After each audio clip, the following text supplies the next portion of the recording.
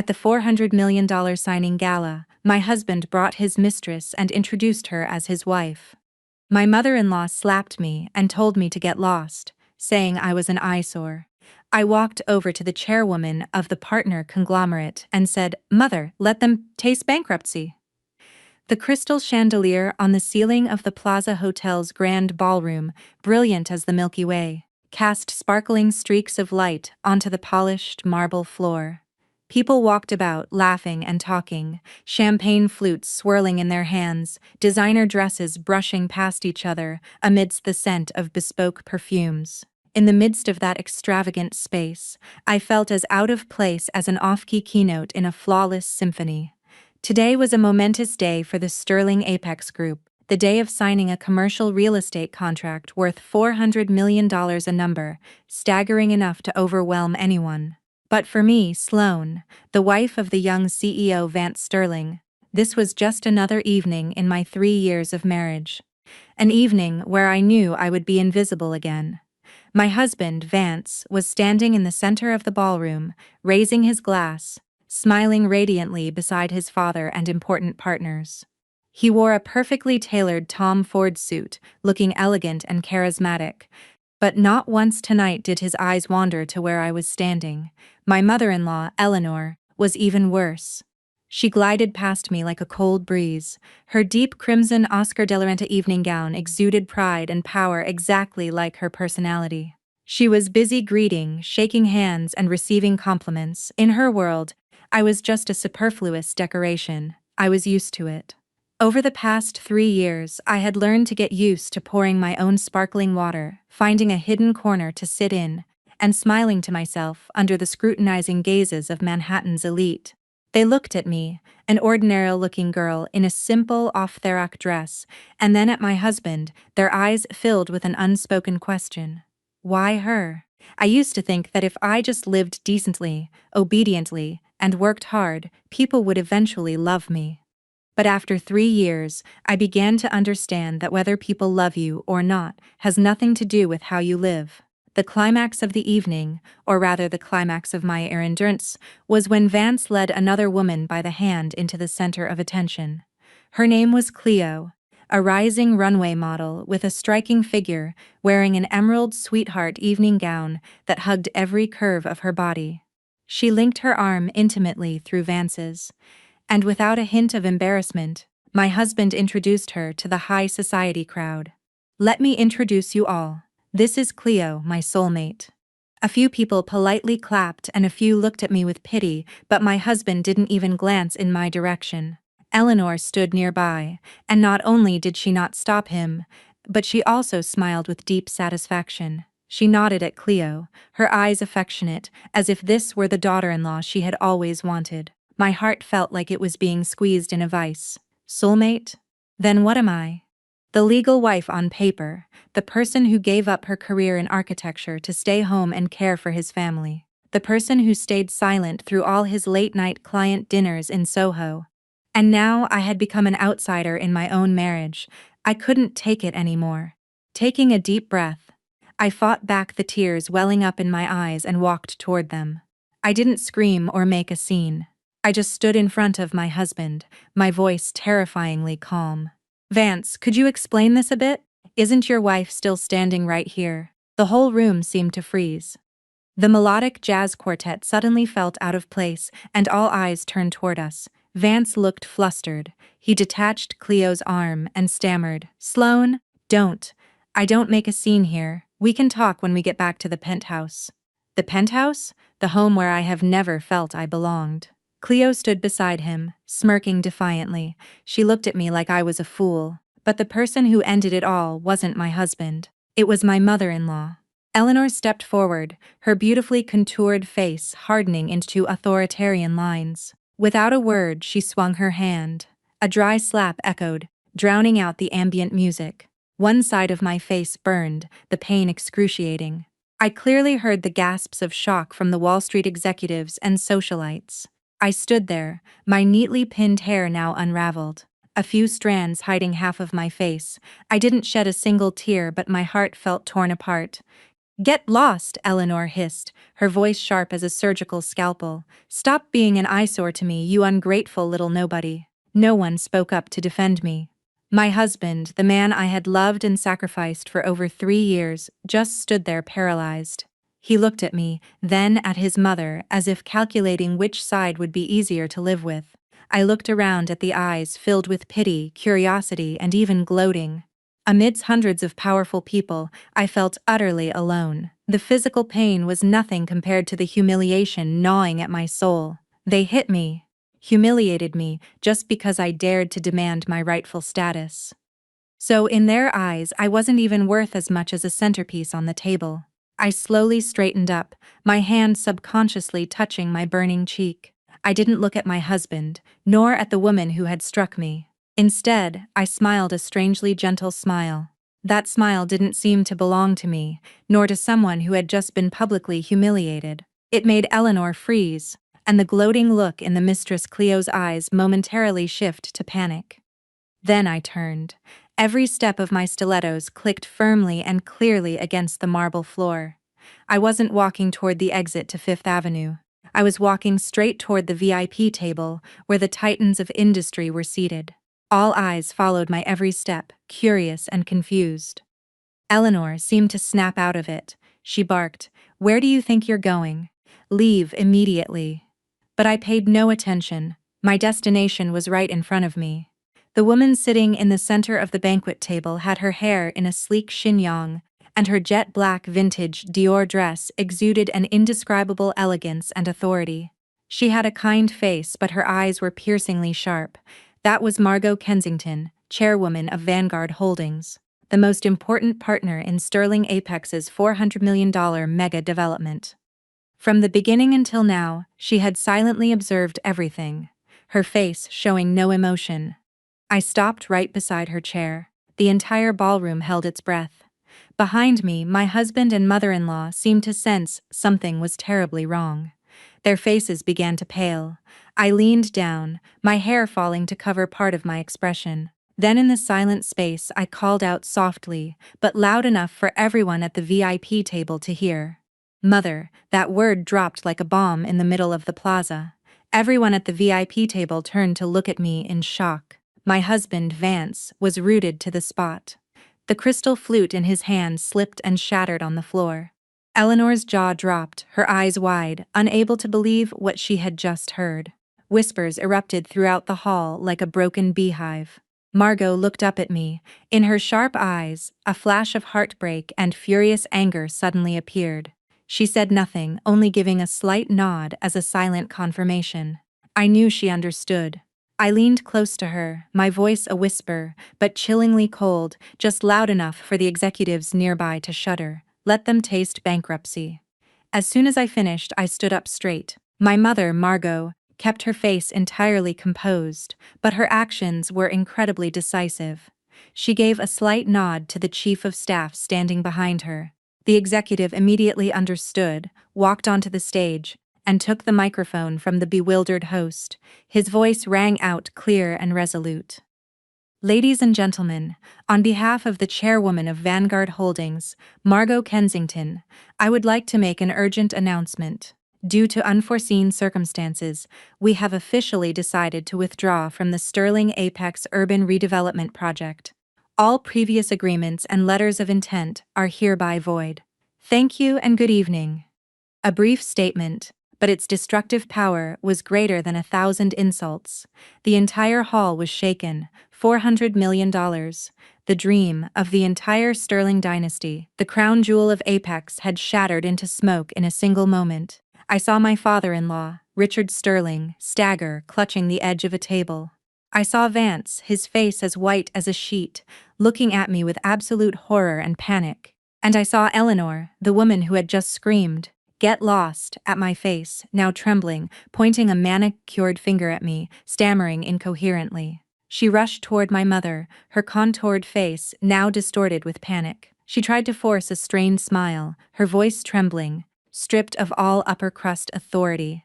"Marotte, what nonsense is this girl saying? She's not right in the head, probably just having a nervous breakdown from stress. We are all family, whatever it is. Let's just step into a private suite and talk it out.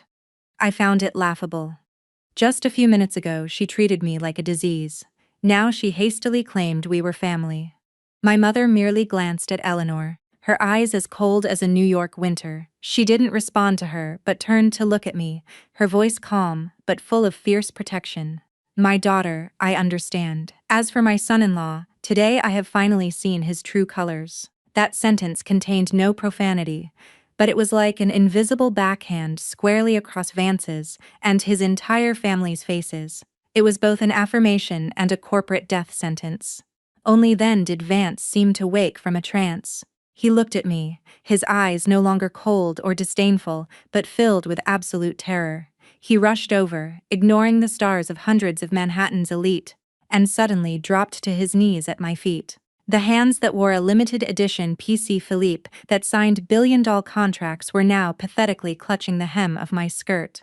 Sloane, I beg you, everything. Everything is just a terrible misunderstanding. Cleo and I are nothing, just colleagues. Please don't be angry. Don't do this, Sloane. His voice was choked with sobs, tears welling in his eyes. I looked at the man kneeling at my feet, the man I had once loved with all my heart. Now I felt nothing but disgust rising within me. Who was he putting on this act for? For me or for my mother, the billionaire holding the fate of his entire legacy in her hands? Why didn't he say these words when he introduced that woman as his soulmate? Why didn't he speak up when his mother slapped me? I quietly detached his hands and took a step back. I looked straight into his eyes. My voice as cold as my mother's gaze. Vance, stand up. You're a terrible actor in this play. You should save these words for your soulmate. I purposely emphasized the word soulmate, causing Cleo, who had been standing, frozen the whole time, to turn a few shades paler. I didn't want to stay in this suffocating place a second longer. I turned to my mother and gave a slight nod. My mother stood up, draped her cashmere wrap over her shoulders, and walked away with me. We walked through the crowd, which parted like the Red Sea, past the amazed, curious, and panicked eyes of Vance's family. I didn't look back, but I could still hear Vance's desperate cries and Eleanor's frantic screams echoing off the marble pillars. But all those sounds to me now were just the echoes of a dead past. The Maybach glided through the Manhattan night, leaving behind the magnificent facade of the plaza and the unfinished tragic comedy. The streetlights flashed past the tinted windows, casting streaks of light and shadow on my face. Outside was the noisy, bustling city that never sleeps, but inside the car the silence was strangely profound. My mother didn't ask anything, she just held my hand, a warm, steady hand. It was that very handhold that caused the strong wall I had tried to build to collapse. Tears began to fall, not out of humiliation, but because I finally had a safe harbor to be vulnerable. The car didn't head to the modest walk-up apartment in Atoria, Queens, where I had lived with Vance for the first 2 years of our marriage, before he made it big. It headed toward the Upper East Side and stopped in front of a magnificent historic limestone townhouse hidden behind iron gates. This was my true home, the place where I grew up, where every little corner was filled with memories. For 3 years, I had voluntarily left this place, hiding my heiress identity in a shell, just to seek a love that I naively thought would remain untainted by money. As soon as I stepped inside, the familiar scent of fresh hydrangeas and beeswax polish made my heart settle. Everything was the same, from the contemporary art in the foyer to the soft cream sectionals. Only the human heart had changed. Mother brewed me a cup of chamomile tea and sat down beside me, her eyes full of sorrow. I shouldn't have let you do this foolish thing. I smiled sadly, the heat from the fine china warming my freezing hands. I just wanted a love that wasn't, because I'm the Vanguard heiress. I wanted someone to love me just for who I am. That was the reason I had begged my mother 3 years ago to let me hide my identity, living like an ordinary junior architect. And then I met Vance, a talented young project manager, with a warm smile. I thought I had found true love. I began to tell my mother about my 3 years living in that shell in the apartment that Eleanor constantly disparaged as a shoebox. About the elaborate dinners I spent all afternoon cooking. only to receive passive-aggressive complaints when they were served. About the times Vance came home late from entertaining clients, reeking of bourbon and women's perfume. When I asked, he would just gaslight me, telling me I was acting crazy. About the Hermes Birkins and Chanel jackets I had to hide deep in my closet, for fear my mother-in-law would call me a gold digger, draining her son's accounts. I had lived like an unpaid maid, a walking ATM for my husband's covert debts and a silent shadow in my own home. I endured it because I loved Vance and because I kept hoping that one day my devotion would be recognized. I thought I could use sacrifice as currency for happiness. But I was wrong. The meeker you are, the easier you are to despise. The more you endure, the more people cross the line. When my mother finished listening, she didn't cry, but a rare, terrifying anger flared in her eyes. She pulled me into a warm embrace, the embrace I had longed for over the past 3 years.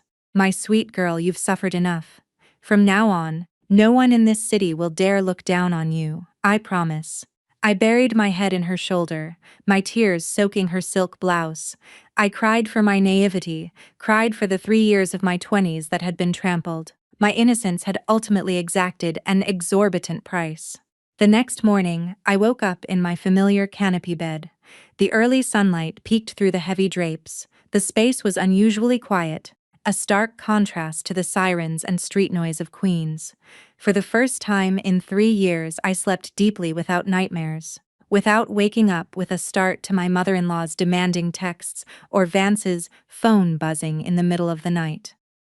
I thought last night was just a nightmare, but the red swelling on my cheek was still there, a cruel reminder in the vanity mirror. I walked downstairs. Mother's private chef had already prepared breakfast, just a simple plate of homemade buttermilk waffles and fresh coffee, but it tasted incredibly delicious. Perhaps because it had been a long time since I could eat breakfast without rushing, without hearing bitter complaints about my calorie intake. While I was eating, my mother quietly placed an iPad on the marble island. I glanced at the headlines on the financial apps. They were all identical. Last-minute shock. Vanguard Holdings pulls plug on $400 million mega project with Sterling Apex. What is the future for Sterling Apex after the failed deal of the decade? Sterling stock plummets at the opening bell.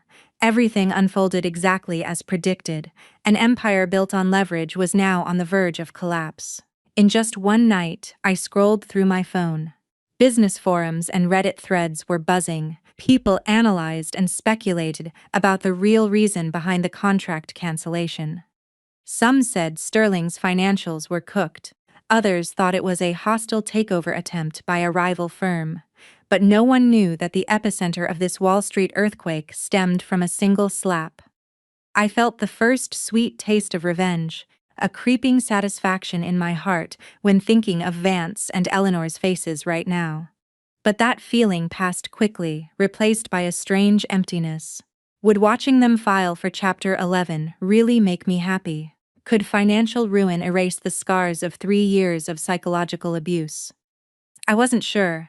I only knew that things couldn't stop here. This wasn't just about personal vendettas. It was about reclaiming my dignity for the years I had sacrificed meaninglessly. My phone started buzzing incessantly. It was Vance. He called over and over. When I didn't answer, he switched to iMessage. A barrage of blue bubbles flooded in, ranging from begging and pleading to emotional blackmail.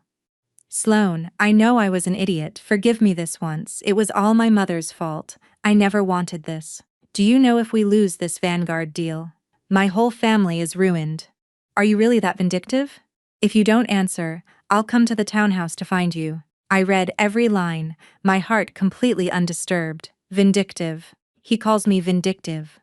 So, when he paraded a runway model around and introduced her as his soulmate, when his mother struck me across the face in front of New York's elite, where was their cruelty hidden? I didn't reply. I just quietly blocked his number. Once the initial shock passed, logic had to return. I knew I couldn't fight this battle alone. The retaliation wasn't just about bankrupting Sterling Apex.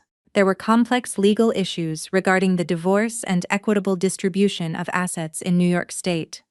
I needed a shark, a brilliant and ruthless litigator. My mother agreed. She said she would point me to the top corporate and family law firm in Manhattan. The next day, following the address my mother gave me, I took the private elevator up to a law office located in a sleek glass skyscraper in Midtown.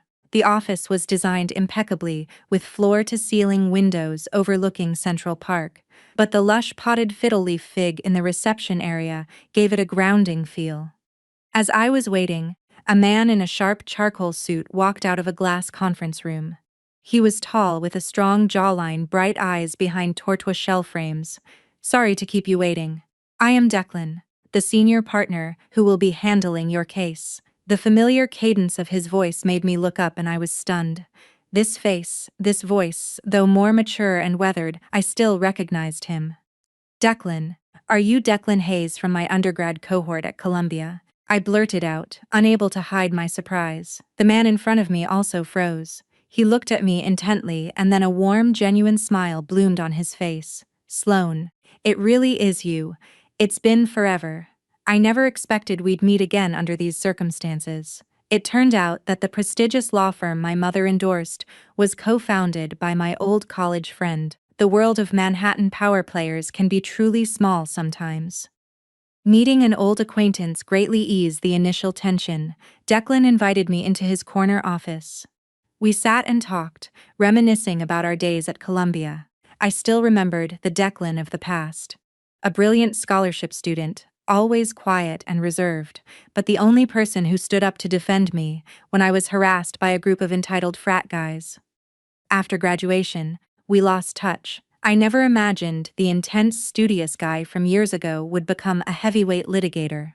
After catching up, we got down to business. I told Declan my entire story, from the reality of my 3-year marriage to the disaster at the plaza the night before. Declan listened very attentively without a single word of judgment, only offering a look of deep empathy and a fleeting, dangerous flash of anger when I mentioned the slap. When I finished, he remained silent for a long time, tapping his Mont Blanc pen on his legal pad before speaking. His voice was full of determination. "Sloane, rest assured I will utterly dismantle them for you. Not just because we are friends, but because I have my own reasons for wanting to see Sterling Apex burn." His words piqued my curiosity. But I didn't press. "I trust you." The way he looked at me still held that special protective care, just like years ago in the university library. Having a reliable ally by my side made me feel much more secure.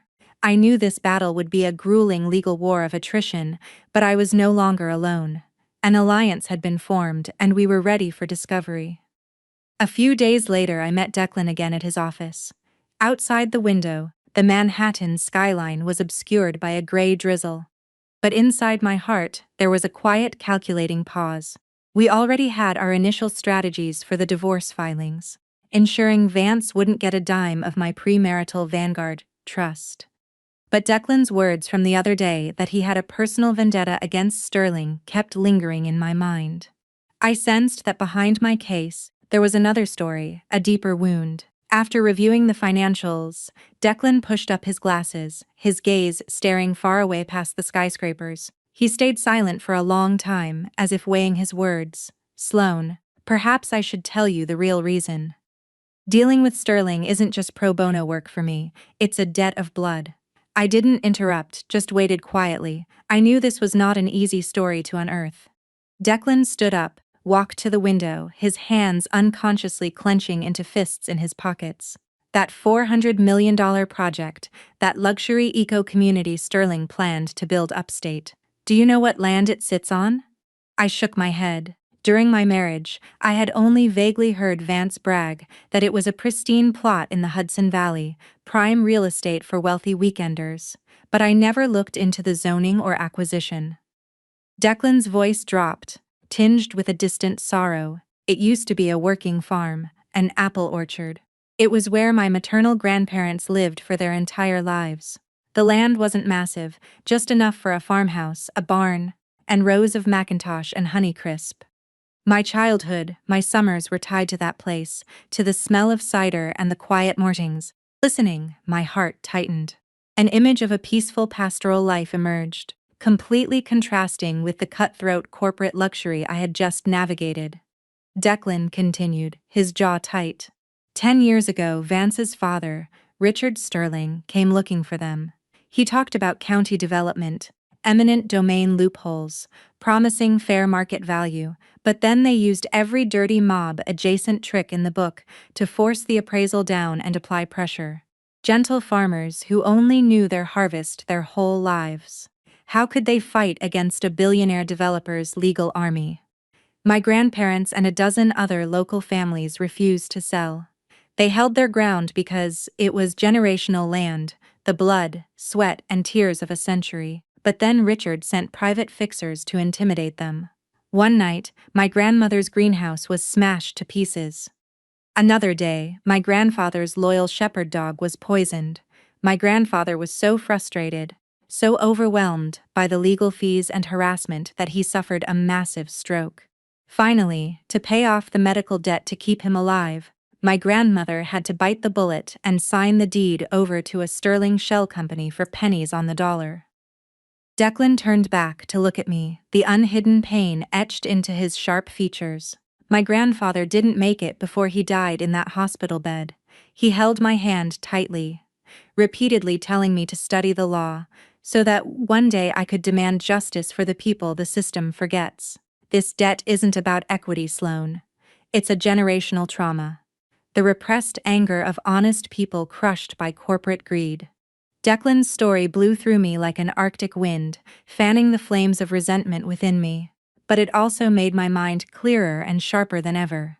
I realized that to defeat a cunning syndicate like Richard and Vance Sterling, we couldn't just rely on family court and PR. We needed hard evidence of racketeering and to stay one step ahead of their fixers. Focusing intensely on the task helped me temporarily forget my personal betrayal, turning my grief into a tactical advantage. Declan and I sat down to draft a forensic plan.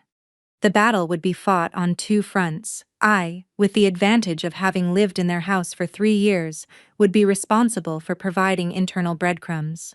Declan, with his subpoena power and investigative resources, would gather the hard proof. I began to dig through my memories, trying to string together fragmented pieces I had never paid attention to while playing the beautiful housewife. I recalled my father-in-law's late-night burner phone calls. He always went out to speak in hushed tones, but I still caught a few names repeated over and over. I remembered the times Vance came home late from networking, leaving crumpled receipts from underground poker games and exclusive gentlemen's clubs carelessly in his suit pockets. I remembered Eleanor casually boasting about her gifts to certain officials on the city's zoning board. Most notably, I remembered a figure named Silas, an intimidating man who my father-in-law occasionally met privately at a secluded cigar lounge in Tribeca. Every time he returned from meeting Silas, Richard looked intensely paranoid. I wrote down all those names, addresses, and seemingly harmless habits on a legal pad. 3 years of being treated like a piece of furniture had ironically given me a surveillance perspective no one else had. Those fragments of information might be the keys to unlocking Sterling Apex's RICO violations. Meanwhile, Declan began an even more grueling task. He sought to reconnect with the Hudson Valley families who had lost their land a decade ago. It wasn't easy. 10 years is a lifetime. Many had moved out of state, scattered everywhere. The few who remained carried an invisible, paralyzing fear. They had been crushed by money and muscle once, so they no longer dared to believe the system worked. Some hung up on him, some slammed their screen doors shut when they heard the name Sterling. But Declan wasn't deterred. He patiently visited each home, not in his tailored Tom Ford suits but in jeans and a jacket. As a grandson whose family was also destroyed, he shared his grandparents' story. He shared their pain over diner coffees. Gradually, the icy wall of fear and distrust began to melt. A few people started digging out old tax records, the falsified environmental reports Sterling had used. With each passing day, we gained a little more leverage, a few more paper trails. Declan's office slowly filled with plat maps, shell company dossiers, and red string. As we delve deeper into the investigation, the Starings began to make their countermoves. They couldn't just sit still and watch their stock tank and their secrets get probed. But I didn't expect their retaliation to be so physical and brazen. One evening, after leaving Declan's firm, I drove my Range Rover home. I parked in the townhouse's private underground garage.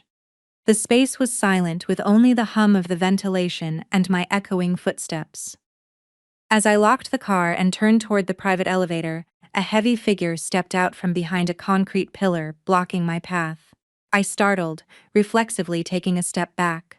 Under the fluorescent lights of the garage, I recognized the man. It was Silas, the fixer I had seen at the cigar lounge. Richard's go-to guy for making problems disappear. He wasn't exceptionally tall, but he was built like a cinder block, his face bearing a jagged scar across his jawline, his gaze dead and cold. "Evening, Mrs. Sterling, or should I say, Miss Kensington, you look different without the apron." His voice was a growly rasp carrying undisguised menace. I tried to stay calm, gripping my Birkin bag tightly, my thumb hovering over the panic button on my phone. "What do you want, Silas?" he sneered, a smile devoid of any warmth. He stepped closer, the strong stench of cheap cologne and stale tobacco wafting from him, making my stomach turn. "I just wanted to drop by and check on the boss's arranged daughter-in-law. I hear you've been very busy lately, meeting with big-shot lawyers, digging through public records upstate." "Why go through all that trouble, Sloane? I'm telling you this as a courtesy. Some graves shouldn't be dug up. Leave the past where it is. Fish can't survive in toxic waters. You're young, rich, you got a whole life of shopping ahead of you. Don't make things difficult for yourself over a bunch of dirt farmers." Every word he spoke was a veiled threat. He didn't raise his voice, but his chillingly calm demeanor made it all the more terrifying. I knew he wasn't making empty threats. In the New York real estate underworld, a man like him made people vanish, but the cold spike of fear was fleeting, quickly replaced by an even stronger resolve. If they had to resort to sending their bulldog, it proved Declan and I were on the right track. We had hit an artery. I took a deep breath, forcing my voice to remain steady. "Thank you for the unsolicited advice, but I know exactly what I'm doing. Now, step aside before I call my security detail." A flash of raw anger sparked in his dead eyes. He stared at me for a few agonizing seconds, then smirked, stepping back. "Have it your way. Seems you grew a spine. But remember, glass houses shatter easily. Let's hope you're smart enough to know when to walk away." With that, he blended back into the shadows toward the exit. I power-walked to the elevator, my hand shaking as I hit the button. I didn't look back, but I felt his gaze on me until the doors slid shut. Silas's threat was no empty talk. I knew that, but I couldn't have predicted they would strike so quickly or so lethally. A few days later, in the late evening, I had to drive across the RFK Bridge to meet an old municipal clerk Declan had finally tracked down in Queens. In the afternoon, a sudden nor'easter had rolled in, dumping torrential rain and making the asphalt incredibly slick. Traffic on the bridge was heavy, moving cautiously. As my SUV was descending the curve of the bridge, I lightly tapped the brakes to keep my distance from a semi-truck ahead. But something horrific happened. My brake pedal sank completely to the floorboard without an ounce of resistance. My heart leaped into my throat. The brakes were dead. With no stopping power, my heavy SUV began to hurtle forward down the incline, picking up speed. Blind panic seized my mind for a fraction of a second. Immediately, I forced myself to recall the defensive driving courses my father had made me take. I took my foot off the gas, pulled the electronic emergency brake, and slammed the transmission into a lower gear, praying the engine braking would slow the massive vehicle. The car violently fishtailed, the screech of the tires on the wet pavement deafening over the rain. Everything played out in slow motion. I saw the steel bumper of the semi-truck looming closer and closer. I violently yanked the steering wheel into the adjacent lane, hydroplaning and nearly clipping a yellow cab. Horns blared around me. Other drivers stared in horror. I just gritted my teeth, white-knuckling the leather steering wheel, desperately wrestling to control 2 tons of runaway metal. Finally, after a bone-jarring scrape against the concrete Jersey barrier, my car ground to a halt. The airbags deployed with a violent pop, punching the breath out of me and leaving me dazed. I sat motionless in the driver's seat, my ears ringing, my heart pounding so hard I thought my ribs would crack. The acrid smell of burnt rubber and the gunpowder scent from the airbags filled the cabin.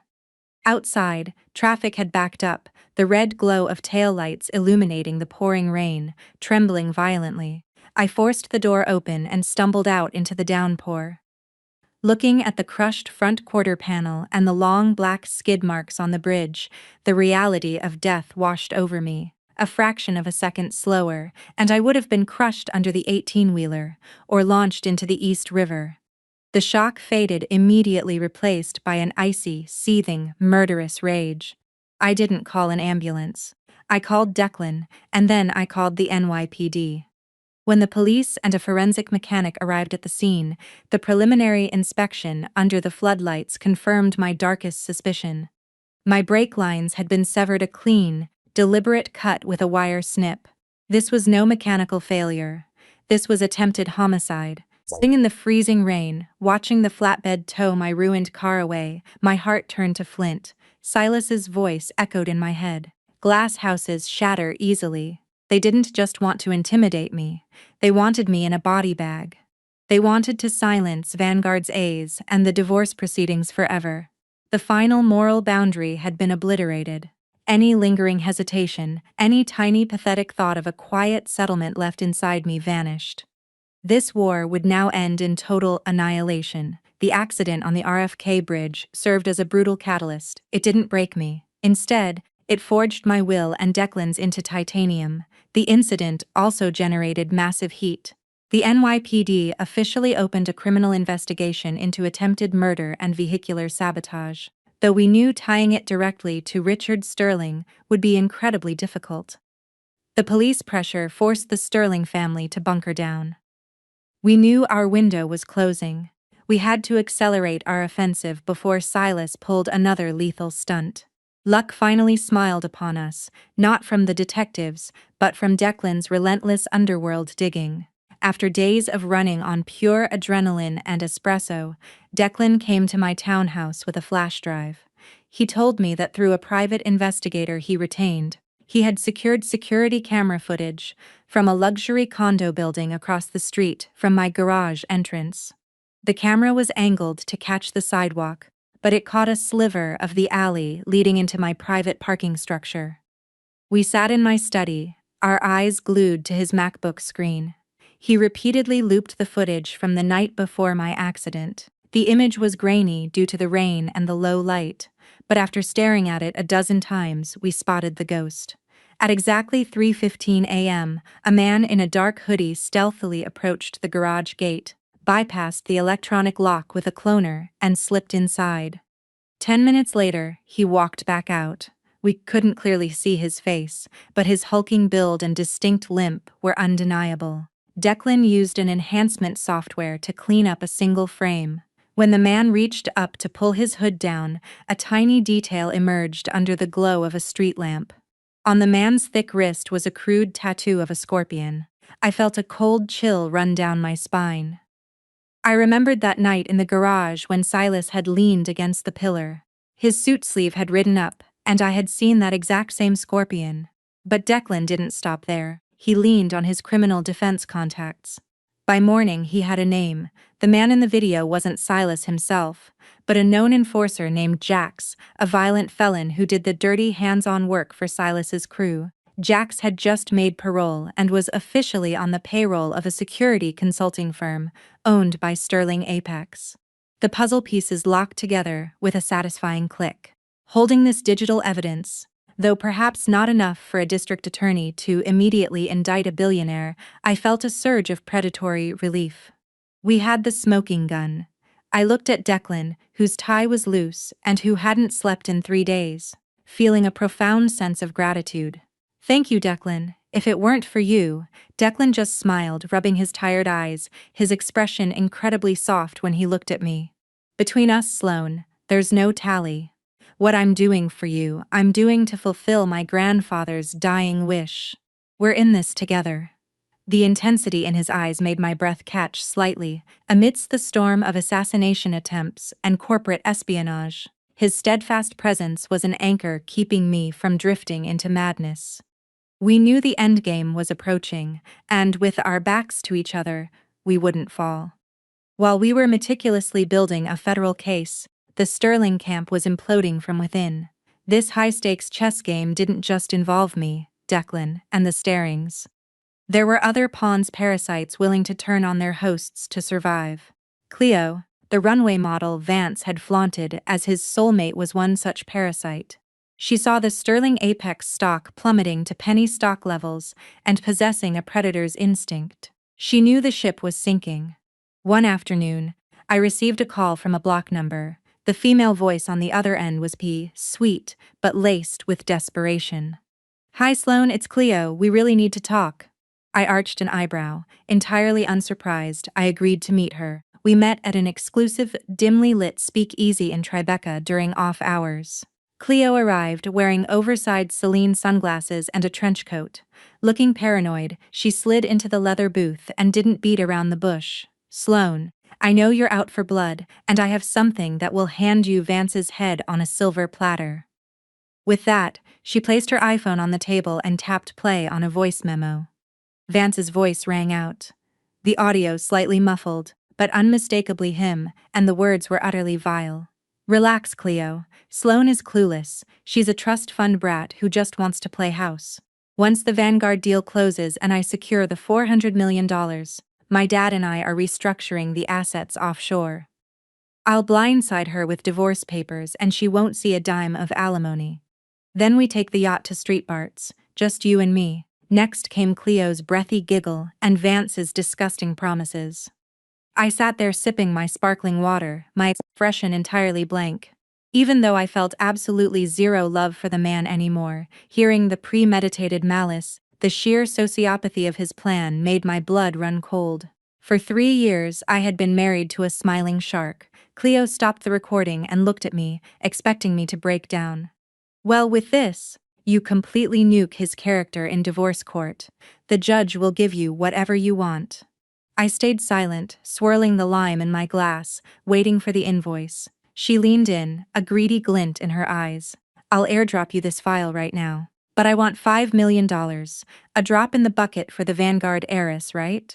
I looked straight into her heavily contoured face, my gaze unnervingly calm. I felt disgust. Disgust for the man who spoke those words and equal disgust for the opportunist sitting across from me, trying to extort a woman her boyfriend had abused. They truly deserved each other. I realized I would rather burn my money than give a cent to someone like Cleo. I chuckled softly, a genuinely amused sound that wiped the smugness off her face. "Cleo, I appreciate the hustle, but I don't need your tape." Her jaw tightened. "Are you crazy? He was going to leave you with nothing." I stood up, adjusting the lapels of my blazer, "and now he has nothing. I suggest you keep that recording. Who knows? Maybe TMZ will pay you $50 for it when he's indicted." With that, I dropped a $100 bill on the table for the water and walked out, leaving Cleo sitting alone in the gloom, looking panicked. I knew a narcissist like Cleo wouldn't take a loss quietly, and I was counting on her lack of impulse control. The next day, through a few carefully placed calls to friendly journalists at Bloomberg and the Wall Street Journal, I leaked confirmed rumors that the SEC was looking into Sterling Apex's offshore accounts. The banks were calling in their leverage. The Sterling family accounts were days away from being frozen. The panic in the financial sector was absolute. As I predicted, Cleo broke first. Her fantasy of a $5 million payout from me was dead, and her sugar daddy was about to be federally indicted. To a woman whose entire brand was proximity to wealth, being associated with a broke, disgraced CEO was social suicide. She decided that if she couldn't get a payout, she would get clout. Cleo didn't sell the recording to a tabloid. Instead, she posted the raw audio directly to her millions of followers on Instagram and TikTok, accompanied by a multi-part tearful video alleging that Vance had emotionally manipulated her, lied about his marriage, and trapped her in a toxic dynamic. She weaponized therapy speak to paint herself as the ultimate victim of a narcissistic billionaire. The posts went unimaginably viral. The internet, already salivating over the Vanguard Sterling fallout, treated this like the Super Bowl of drama. The recording of Vance bragging about hiding assets and dumping his wife trended worldwide. The image of the brilliant, philanthropic young CEO collapsed into dust. He was universally branded a sociopath, a fraud, and the internet's most hated man. I sat in my library reading the vicious comments and memes about Vance on my iPad, feeling no vindication, only a dry sense of irony. Play stupid games, win stupid prizes. I hadn't even had to dirty my hands with the audio. The rats had cannibalized each other. Eleanor, who spent her life obsessed with her social standing, was now the mother of a pariah. I just sat by the fire, sipping wine, watching their digital execution. One evening, during a torrential New York downpour, I was reading briefs from Declan when my head of security buzzed the intercom. Vance had managed to bypass the street gate and was standing outside my front door. I told security to hold. I wanted to look him in the eye one last time to see if there was a shred of humanity left. I stood in the grand foyer, opening the heavy oak door, just enough to look through the wrought iron security gate. Vance stood on the stoop, completely exposed to the freezing rain. His bespoke suit was soaked, plastering to his gaunt frame. The arrogant swagger was entirely gone, replaced by the twitchy desperation of a cornered animal. Seeing me, he grabbed the iron bars, his face pale, eyes bloodshot. "Sloane, please tell your guys to let me in. Just 5 minutes, I beg you." His voice cracked, barely audible over the rain hitting the pavement. I didn't press the buzzer. I stood safely inside the warm foyer, looking at him like an exhibit in a museum of failures. "My lawyers told you to direct all communication to them, Vance. We have nothing to say." We do. He nodded frantically. Water streaming down his face, masking whatever tears he was trying to fake. "Sloane, I am so sorry. I'm a piece of garbage. I lost my mind. The tape, it was just locker room talk to shut Cleo up. I swear I always loved you." I actually laughed. It was a harsh, bitter sound. "Loved me? You showed your love by letting your mother hit me in public. By parading a mistress. By plotting to hide your assets offshore so I'd be left destitute." He gripped the bars harder, his knuckles white. "It was the pressure, Sloane. You don't know what it's like. My father, the board, the debt. They expected me to be a ruthless killer in the boardroom. I had to project power. And Cleo, she was just a distraction from the stress. It meant nothing." I listened to his pathetic monologue, a masterclass in gaslighting and deflecting blame. He hadn't changed. He was just sorry he got caught. I looked him dead in the eye, my voice cutting through the rain like glass. "Are you done, Vance? Because the saddest part of all this isn't the cheating or the theft. It's that even now, shivering on my porch, you're still a coward. You blame your father, the board, the stress. A real man would own his betrayal. If you loved me, you would have defended me. If you respected me, you wouldn't have plotted to steal from me. Save your tears for the federal judge." I reached out and slammed the heavy oak door shut, locking the deadbolt. I didn't look back to see him standing in the rain. The chapter was closed. I thought that after the leaked audio and his pathetic display on my doorstep, the Starings would finally hire crisis PR and go quiet. I underestimated the sheer unhinged narcissism of Eleanor Sterling. To her, public perception and avoiding prison were worth any lie. Her final desperate maneuver was so sociopathic, I couldn't have anticipated it. She weaponized the one thing society views as sacred. One morning, my phone rang with a call from a distant aunt in Connecticut. Her voice was breathless with scandalous excitement. "Sloane, darling, why didn't you tell us the good news? Dealing with a divorce is one thing, but hiding a pregnancy." I froze, my coffee cup halting halfway to my mouth. "Auntie? What on earth are you talking about?" "Eleanor. Eleanor Sterling just did an exclusive sit-down with Page 6. She showed them the ultrasound photos. She said you're 10 weeks pregnant with Vance's baby and that she's begging you to think of the child and stop this hostile divorce." The room spun. I hung up the phone, a wave of profound nausea washing over me. They were using a fictitious unborn child to manipulate public sympathy and trap me in the marriage. Eleanor was trying to paint me as a vindictive, hormonally unbalanced woman willing to destroy her baby's father and grandparents just for spite. I immediately called Declan. He was already reading the article. Within hours, his private investigators tracked the source of the leak. Eleanor, using her vast checkbook, had bribed a concierge doctor at an elite Upper East Side clinic. Together, they forged an airtight medical file, positive blood tests, high HCG levels, and a stolen sonogram image labeled with my name showing a 10-week fetus. Looking at the digital copies Declan procured, I felt a rage so pure it burned white hot. This woman who had physically assaulted me was now playing the weeping grandmother on national media to save her son from prison. The court of public opinion is fickle and vicious.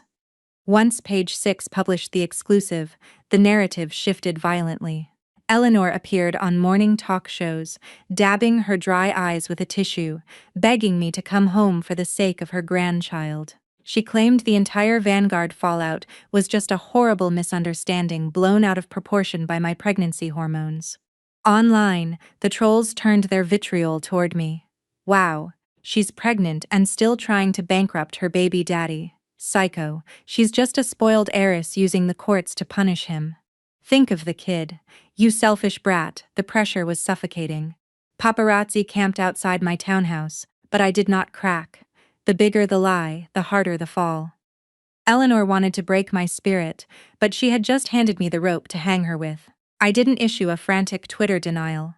In a media war, words are useless against medical evidence. You have to drop a nuclear bomb of truth. I sat in my mother's private office. Margot Kensington looked at me completely unbothered by the media circus. Let them dig the hole a little deeper, Sloane. Then we bury them. The press conference was held at the Vanguard Holdings corporate auditorium in Manhattan. The room was packed wall-to-wall with journalists, financial reporters, and paparazzi cameras flashing like strobe lights. They were all expecting a tearful breakdown, a messy reality TV-style confrontation about the pregnancy. I walked onto the stage, flanked by my mother and Declan. I wore a razor-sharp ivory Tom Ford pantsuit, my hair sleek, my posture impeccably straight. I looked nothing like a distressed pregnant housewife. The room fell dead silent as I adjusted the microphone. I looked directly into the lenses of the network cameras. Ladies and gentlemen of the press, before I address the fabricated tabloids regarding my personal life, Vanguard Holdings has a major corporate announcement. I pressed a clicker and the massive screen behind me lit up with architectural renderings. Vanguard Holdings is committing $50 million to develop a comprehensive affordable housing and community center initiative. And specifically, this project will be built in the Hudson Valley on the exact acreage that Sterling Apex unlawfully attempted to seize for a luxury resort. We are returning the land to the community, building sustainable housing for the working-class families who were displaced by corporate greed. The room erupted. The financial reporters scrambled to type. I was publicly castrating Sterling's legacy and turning their stolen land into a monument of philanthropy. I raised a hand, silencing the room. Now, regarding the rumors that have dominated the news cycle, the claims made by Eleanor Sterling that I am pregnant. I paused, letting the silence stretch until it was agonizing, categorically, provably, and pathologically false. A murmur of shock rippled through the press corps. But the ultrasound, the doctor's records, a reporter shouted from the front row. I didn't answer. I stepped back and let Declan take the podium. He didn't smile. He pressed a button and an audio file played over the auditorium surround sound. It was a wiretap Declan's investigators had legally obtained through a whistleblower at the clinic. Listen to me, doctor. Eleanor's unmistakable haughty voice echoed in the room. I don't care how you fake the sonogram. Just put her name on it and make it look 10 weeks along. The wire transfer for $500,000 will be in your Cayman account by noon. Then the doctor's nervous voice. Mrs. Sterling, this is medical fraud. I could lose my license. If you don't do it, you'll lose a lot more than your license. Eleanor snapped. Once the media runs this, Sloane won't dare divorce Vance. The public backlash will force her to drop the lawsuits. Just print the damn photo. The audio cut out. The silence in the auditorium was absolute, deafening shock. The truth was naked, hideous, and undeniable. The journalist faces morphed from eager gossip-mongers to furious investigators. They realized they had been played as pawns in a felony fraud scheme. But Declan wasn't finished. Eleanor Sterling's actions constitute criminal fraud, extortion, and defamation, Declan stated, his voice booming. The Manhattan District Attorney has already received this evidence, but the corruption of Sterling Apex runs far deeper than tabloids. Declan gestured to the wings, and a group of people walked onto the stage. They were older, wearing simple, worn clothes, looking out of place under the bright lights, but carrying a profound dignity. They were the Hudson Valley farmers and residents, Declan's neighbors, whom Richard Sterling had destroyed 10 years ago. An elderly man leaning on a cane took the microphone. His voice shook, but his anger was clear. He detailed the terror campaign, the poisoned dogs, the smashed greenhouses, the fraudulent appraisals, and the legal bullying that forced them off their ancestral land. He spoke of his neighbor who died of a stroke from the stress. There were audible gasps from the press. Some reporters stopped taking pictures, genuinely moved. It was no longer a Manhattan society scandal. It was a devastating indictment of systemic abuse. I stepped forward, putting an arm around the old man. I stand here today not as a victim of a bad marriage, but as an advocate for the real victims. Vanguard's new housing initiative is the first step in restoring what the Sterlings stole. Thank you. The fallout was apocalyptic. What happened in that auditorium triggered a chain reaction that obliterated the Sterling family. By 6:00 p.m. that evening, the FBI and the NYPD executed coordinated raids. I watched it live on CNN from the comfort of my living room. Federal agents swarmed the Sterling Apex headquarters in Midtown, carrying out boxes of hard drives. Richard Sterling, the untouchable titan of real estate, was walked out of his Park Avenue penthouse in handcuffs, looking frail and terrified. Eleanor was arrested at a luxury spa in the Hamptons, screaming at the arresting officers as they shoved her into the back of an unmarked cruiser. Her perfectly coiffed hair ruined. Vance was apprehended by federal marshals, trying to board a private jet at Teterboro Airport. He didn't fight.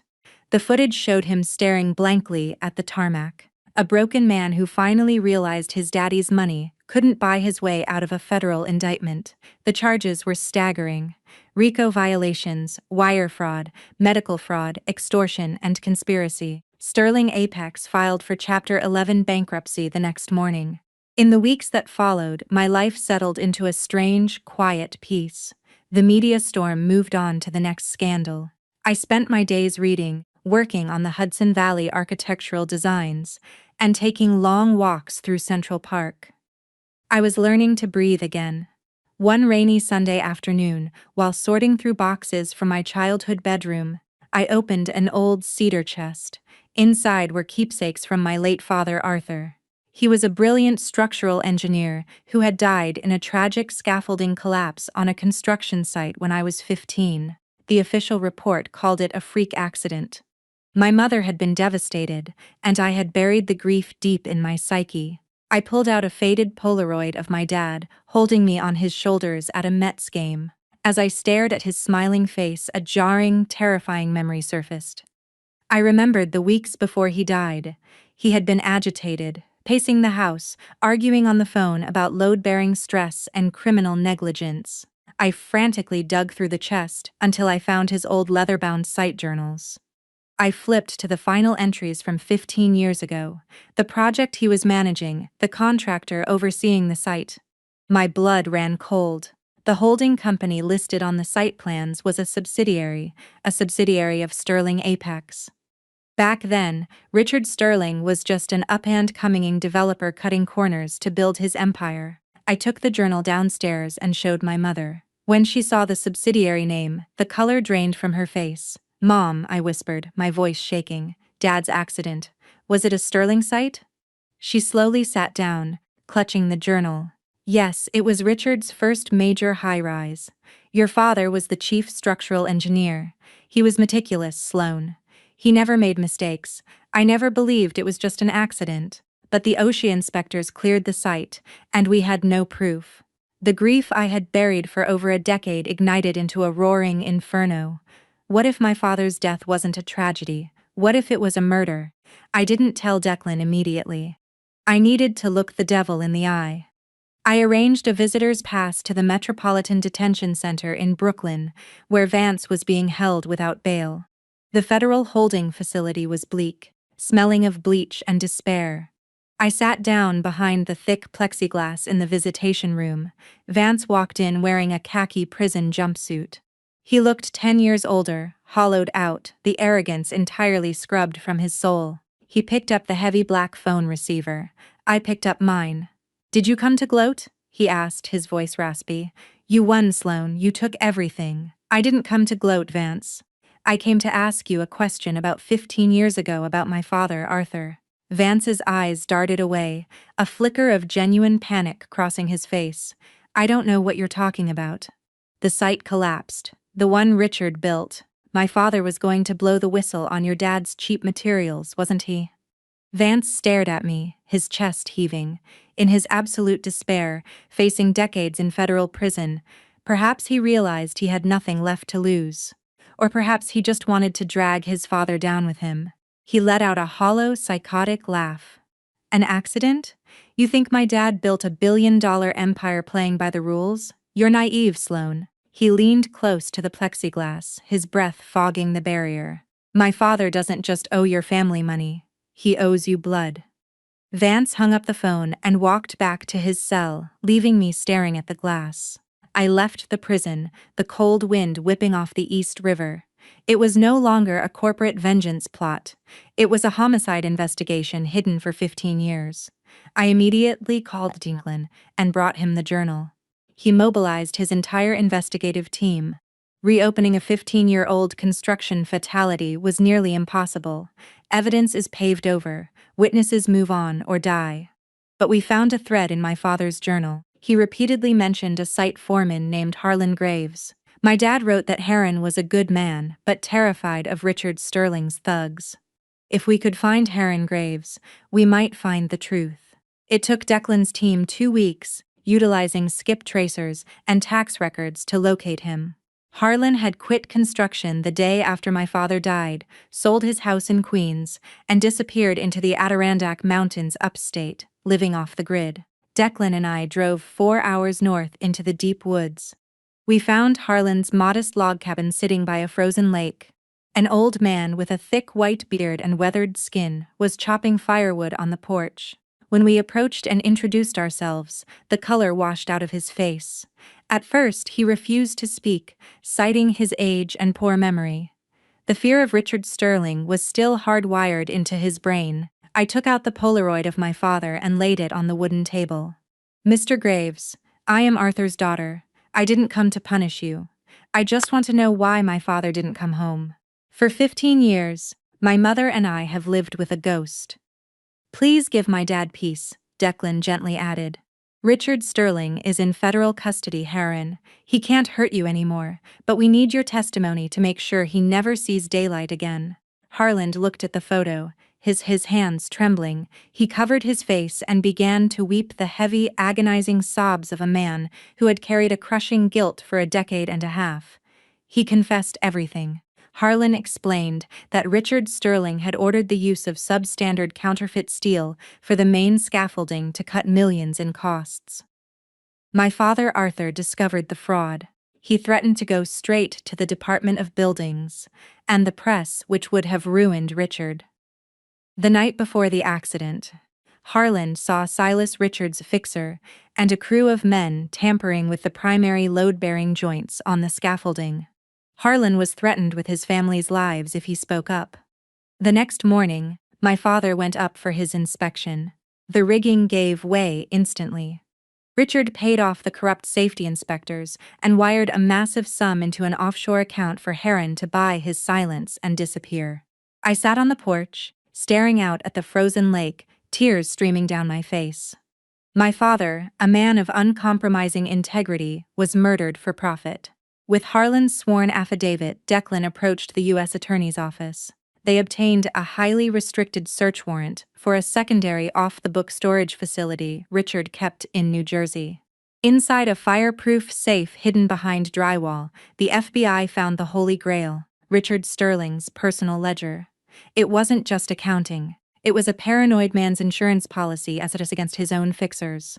It detailed the payoffs to the inspectors, the wire transfer to Heron, and a chilling entry on the day my father died. Arthur wouldn't listen to reason, had Clear's throat, Silas handled the scaffolding, a tragic cost of doing business. One body paves the foundation. When Declan read that entry to me over the phone, I didn't cry. I felt an absolute, profound serenity. The monster was finally trapped in the light. The federal trial of Richard Sterling became the media event of the decade. The courtroom in Lower Manhattan was packed with reporters, the displaced Hudson Valley families, and the ghosts of Richard's victims. My mother and I sat in the front row. I wore a tailored black suit, my face an impenetrable mask. Beside me, Declan sat as my legal counsel, his presence a steady anchor. Richard Sterling looked like a corpse. The billionaire aura had rotted away, leaving only a frail, terrified old man in an orange jumpsuit. Eleanor sobbed hysterically in the gallery. Vance refused to make eye contact with anyone. Faced with the ledger, Harlan's testimony, and the mountain of financial fraud evidence, the defense crumbled. The judge's gavel struck like thunder. Richard Sterling was sentenced to life in federal prison without the possibility of parole for conspiracy to commit murder, racketeering, and fraud. Vance received 20 years for his role in the corporate extortion and offshore evasion. Eleanor was given 5 years for medical fraud and witness tampering. As the bailiffs led Richard away, the gallery erupted in applause. My mother pulled me into a fierce embrace, weeping tears of pure relief. I looked up at the high ceiling of the courtroom, knowing my father could finally rest. During the bankruptcy liquidation, Vanguard Holdings shocked Wall Street by purchasing the entirety of Sterling Apex's assets. Everyone assumed we would dissolve the company and erase the stained name from the earth. But I didn't. I kept the Apex name for the new subsidiary. I purged the entire Sowite, implemented strict ethical oversight, and transformed a symbol of corporate sociopathy into an engine for community development. The name wasn't the crime. The men who wielded it were. My first act as the new head of Apex was to travel back to the Hudson Valley.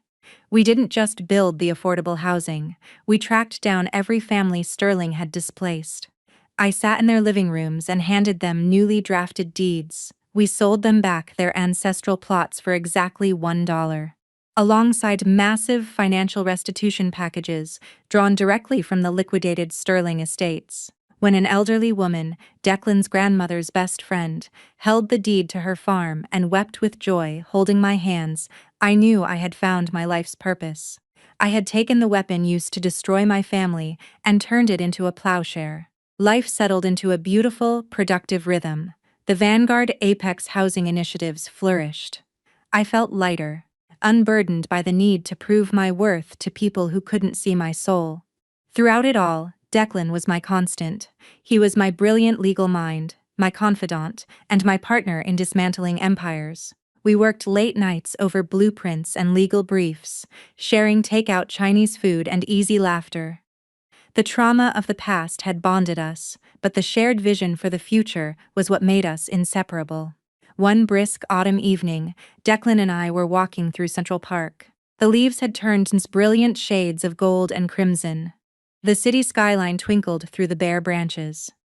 It was quiet, peaceful. Declan stopped near the Bow Bridge. He turned to me, the amber light from a lamppost reflecting in his eyes. "Sloane, you know I've always admired you, even back at Columbia." I smiled, my heart doing a strange, lovely flutter. "Really? You spent all your time buried in tort law textbooks. I thought you barely noticed I was there." He laughed softly, stepping closer. "I noticed everything, but I was just a scholarship kid trying to survive. And you were this brilliant, beautiful force of nature. I never thought I'd have the right to stand beside you." He took my hands in his grip warm and calloused. "Sloane, walking through fire with you these past months. It's been the honor of my life. You are the strongest woman I've ever known." I realize now that what I feel isn't just admiration or friendship. I love you, Sloane. I always have. The confession wasn't a shock, but it filled me with a radiant, overwhelming joy. After years of manipulation and transactional affection, I finally felt a love that was pure, protective, and built on profound mutual respect. I didn't need to say a word. I just stepped into his arms, burying my face in his coat, feeling the steady, honest beat of his heart.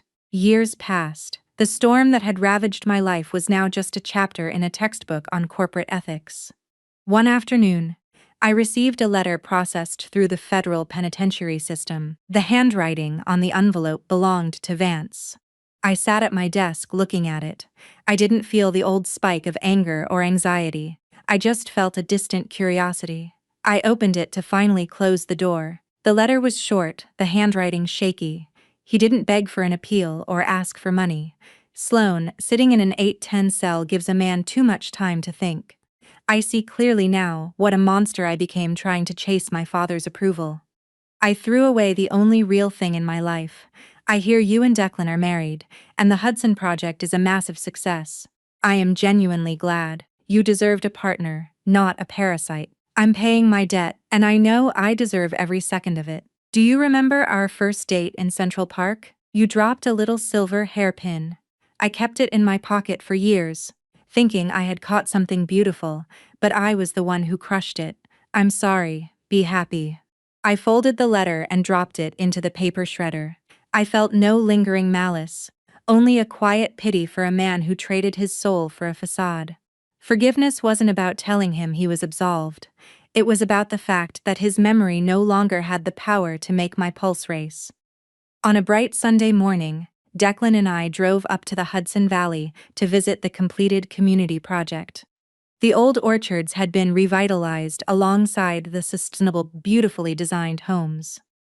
The sound of children playing echoed across the fields. Families were browsing a local farmers market set up in the town square. We walked hand in hand along the paved trails. People waved and smiled at us, not with the sycophantic fear of Manhattan socialites, but with genuine warm gratitude. I realized that true power isn't the ability to destroy someone at a gala or the capacity to hoard millions in offshore accounts. True power is the ability to take the shattered pieces of your life and build a shelter for someone else. Declan squeezed my hand, looking out over the vibrant living community we had fought so hard to protect. "What are you thinking about, Mrs. Hayes?" I smiled, leaning my head against his shoulder. "I'm thinking that revenge is exhausting, but building a beautiful life, that's the best victory of all." We stood there together under the clear upstate sky, leaving the ghosts of the past behind, ready for whatever the future held.